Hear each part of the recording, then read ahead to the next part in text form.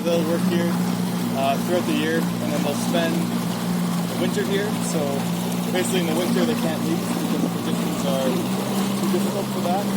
And then come October, November, they'll bring a new batch of scientists in. And they won't have people staying in the same year over the next one because mentally it's quite taxing. Psychologically, not a good idea to have people repeat a year. It's really nice of an employer to take that kind of thing into consideration. That you really have to do this. Well, But loaners could do many years, though. the U.S. station does the same thing. Because if you have, a couple psychologically unwell people in a station throughout a winter and you can't get them out, then it can cause a lot of problems. So, pretty much every country's Antarctic program, they have a series of psychological tests you have to do before you actually spend the winter here. I know a guy that worked here, Sasha. He worked with Atlas, and he was the head of the Ukrainian Polar Meteorological Program.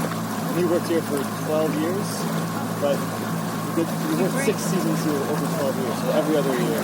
He's brilliant, but then he says, what's my name? He's a really nice guy, though. So I've heard a lot about the station from him. Bar, there's an Orthodox church, there's, you actually see the little chapel there, it's tiny. That's a little church. We have to stay pretty far of it, so they're instruments. And the story behind the station is pretty cool because the Soviet Union has a pretty big had a pretty big polar research program, as you can imagine.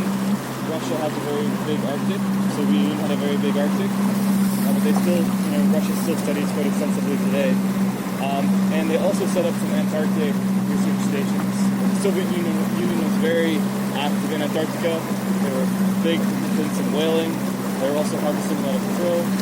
They also have research stations.